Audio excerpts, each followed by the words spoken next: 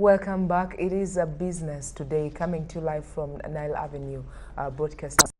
My name is Sandra Kahundega. If you just joined us, join us every single weekday from 9 a.m. till 10 a.m. That is for business today. Now, this moment, it is our business insight. I always bring economists, entrepreneurs, people that have made it, people have stories to tell, and updating us on the sector players of the economy and what they've done so far, so that we can borrow and leave at least one or two things and also be inspired when it comes to the business world. And our guest for the day, I'm having Kayemba Henry. Henry is a Boda Boda rider. Since so many innovations come to pass, and that to do with Taxify and innovations. Yesterday we had a young guest, young blood, big brains, telling us more the system that they've also come up with in case you want to request for a ride. Now, they're having different associations that are forming up, different groups, and that is from the different regions. I want to find out how it is working for them and whether it's going to be sustainable, and you know how they were inspired to start up with such an innovation or an idea. He's the administrator, Wakiso District at Boda Borders, and he normally handles technical work, and he contributes at different groups, associations within this particular district. Kayemba Henry, you're most welcome to the program. Good morning. Good morning to you, madam. How are you today? I'm fine. How are you, madam? So you came riding now? I came riding. You're not like us who are waiting to be helped out to reach our workplaces. Tell us about yourself, the stage that you're coming from, and what exactly you do as an administrator in Wakiso District when it comes to Boda Borders. I'm Kayemba Henry. I'm a rider. My stage in particular, it is in NWEBA. NWEBA, it is an abbreviation, but it is called Nansana West 2 and East 2 Boda Boda Association. Now, in particular, when you are directing somebody where the stage is, it is at Nansana Church of Uganda, off Naweru Road. So we call it off Naweru Junction. It is that route that takes you to YEC. That's where I stage from, and that is my stage. And it is the stage that brings me the system of riding, because we join at stage level. From there, you keep on joining different levels. Like me, I joined the Boda Boda with my degree, Bachelor of Business Administration. So when I entered, slowly they came on, giving me responsibilities at different levels. I began as Chibarua. Chibarua is known by riders. Chibarua is somebody who is not owning a stage, but you ride from the bikes of those having stages, because you can't stage when you don't have a number at the stage. So from Chibarua. And how do you attain the number? By owning? You buy from those you got there. The system is organized in a manner that is informal. You can't explain it formally. It is best understood by riders and those of taxi, because it operates both in taxi and in Boda Boda. So you're graduating from Chibarua? From Chibarua, now I bought a stage. Somebody was leaving.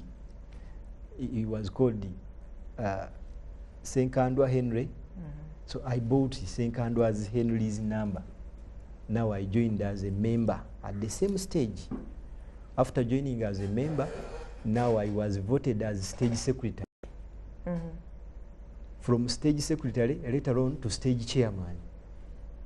From stage chairman, afterwards, now to chairman of Nansana division, when it was Nansana Town Council.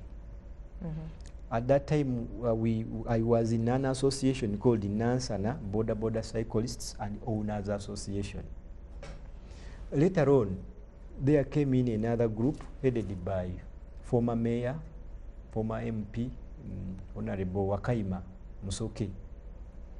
It was called the FENABO, Federation of Nansana Town Council Boda Borders. So that one now swept away Nansana Boda Boda Cyclists and Owners Association, and it came in with a leader called the Dongoro. Dongoro was the common name, but he was called Masembe Kosio. Now me, I had to sit back. I was now just a mere rider because the responsibility of chairmanship had gone to another person. Afterwards, there was a formulation of an association, an umbrella that takes us as Wakiso district. So I was picked from home, taken to the district, and riders said, it is you whom we want as our admin. For us, we call it admin. Like we used to see Sekaja in Kampala acting as admin. So me, I was that, I'm the admin in Wakiso district. But come the food of it, it is administrator. And you do administrative work.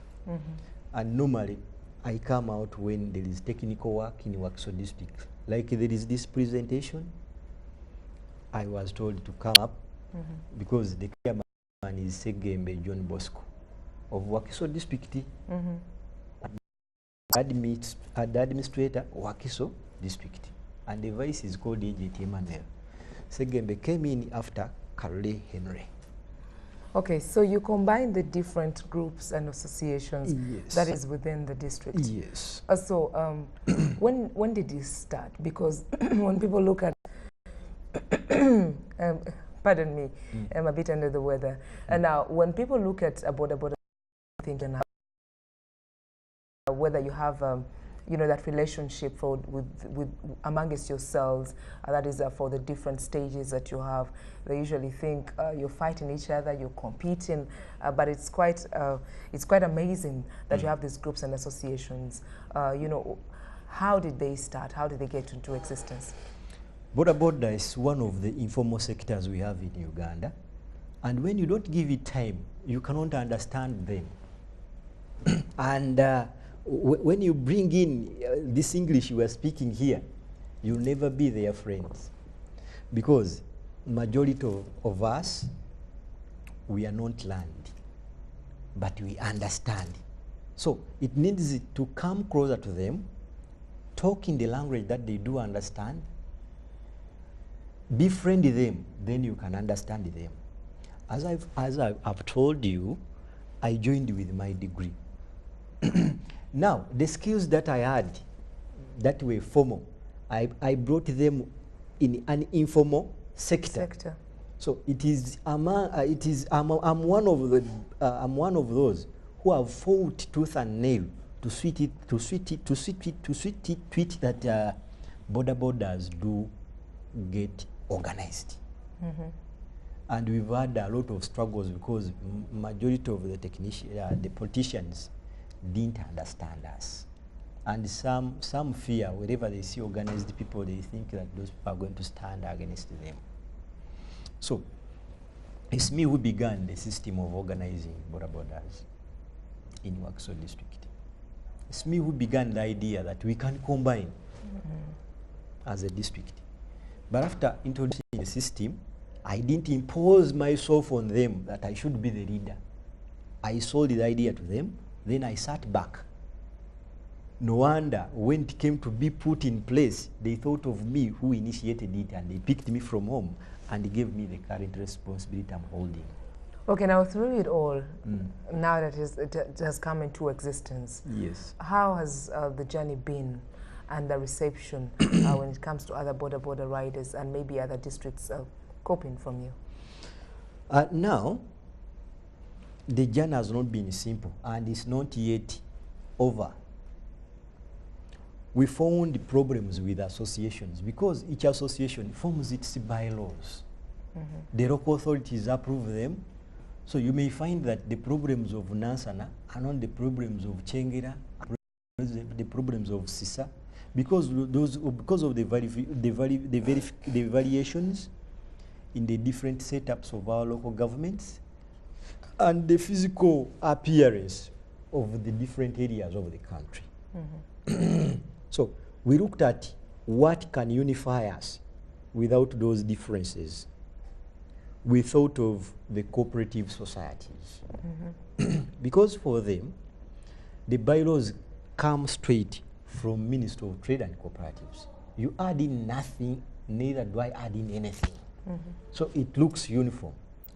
Secondly, it splits out when you have to elect. When does the AGM sits? People join when they are joining because of business.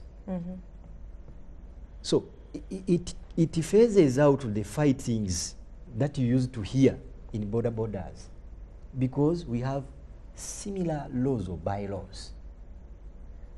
We have the same core goal, improving on the welfare, saving. So that one has lowered the rate of battles or wars, struggles among riders. And we encouraging more and more of the same. And I'm happy that in some sub-counties and town councils and divisions of Wakiso, it is in operation. In Kampala, I think it kicked off much earlier than in Wakiso. Other areas in Wakiso, it has not started. We are spreading the gospel. So that one will sort out the problems of the associations. Because even in Nansana, myself was in some time back wrestling it with the former mayor, Kayemba and his group. My group was fighting the other. I was still holding office, and my term of office was still on. I was about to talk about the indiscipline. But the mayor was saying, no, I don't want you, because one, you are land. Very soon you may think of standing for mayorship. Secondly, the party differences. Politics had entered the work. By then, besides Boda Boda, I was a youth leader. I was the chairperson NRM Youths in Nansana. He was the mayor and he was of DP, so that brought some controversy. And we've seen now ways of fighting politics out of work. You get riders, they of different parties, but they know what joins us is working. Well, for the viewer out there, you're still watching Business Today. Quite interesting. Kayemba Henry is our guest for the day. He's a Boda Boda rider, and he's also an administrator, Wakiso District Boda Borders there. He handles the technical issues, and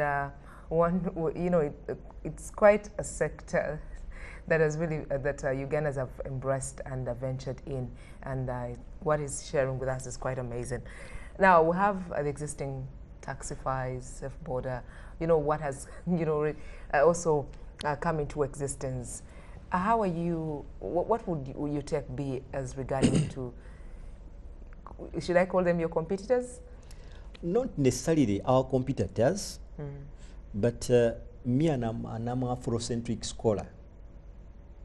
I love Uganda, I love Africa. Much as my major was accounting, I took trouble to look into the history of this country and Africa at large. These companies you are talking of, the Safe Border, Taxify, there is Uber, those companies are for whites. Whites, me, I don't trust them. I'm sorry some could be seeing me, but it's me. I'm an African and I'm a Ugandan.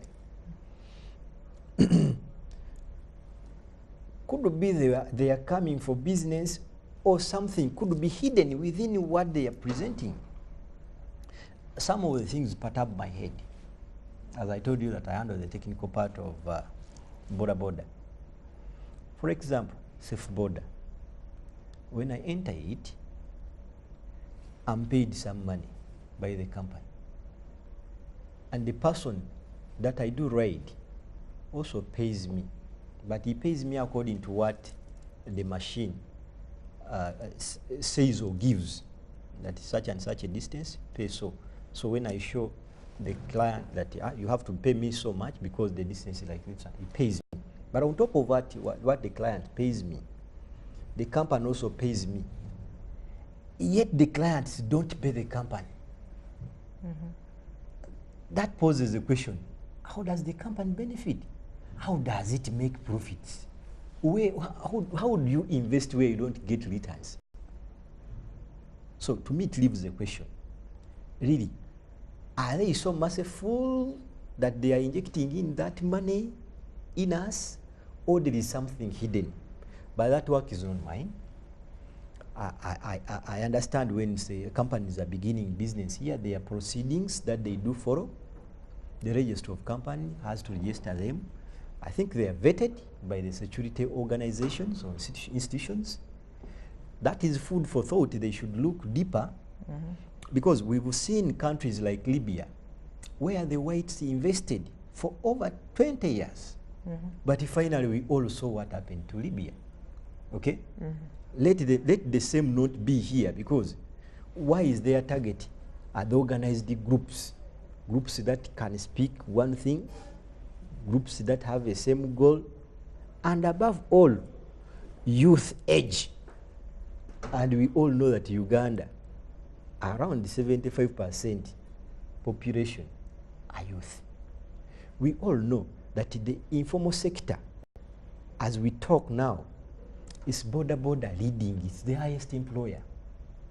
By the way, we are competing with them with the formal sector, because I don't think government workers are more than the Boda Boda riders. What can compete with us is farming. Okay. Would you switch back and leave Boda Boda and get to your profession? Me? Actually, one wonders why I went to Boda Boda. Like any other student, when I completed, I had to look for a job. Jobs are not easily seen. I had a job. I worked as an internal auditor for a company called Give and Take at Kafumbe Mukasa. They are in steel, but they were not paying well. I was doing a lot of work and I was being paid very little. Secondly, my boss, he was called Sula. I don't remember the second name. He couldn't listen to my requests. I was a watchdog to his business. But somebody wants you to report to the manager. Somebody whom you audit, again you report to that person. That was deadly. I tried to explain and he couldn't understand me. So I had to leave for the safety of my life. The marketeers were badly eyeing me, and they could easily do harm to me. Missing one role like with this by then, it was around 48 million. So I left that. I looked for another job. I got somewhere to teach mathematics and computer. Really, it worked in the beginning. But after 2 terms like this, the boss of the schools told me that, you man, you are not a teacher by profession. I said, it is true. But when you were employing me, you knew that very well. And you came looking for me because of the problem that you had. Because students were failing mathematics, those of senior 4. He took me as an expert. I helped him, they performed well. He promised to give me a job and to add me more money, salary-wise. When we talked of it, instead he said, no, you are not a teacher by profession. I said, oh, very good. I'm not. But if you are talking of adding you money, instead I chase you away. I said, no, don't wait to chase me away. I'm leaving right now. Because what joins us is the knowledge that I do and the money you are paying me. Failure to agree on those terms, I'm leaving now. And I can't abuse you or accuse you. You remain my boss, but I'm going to begin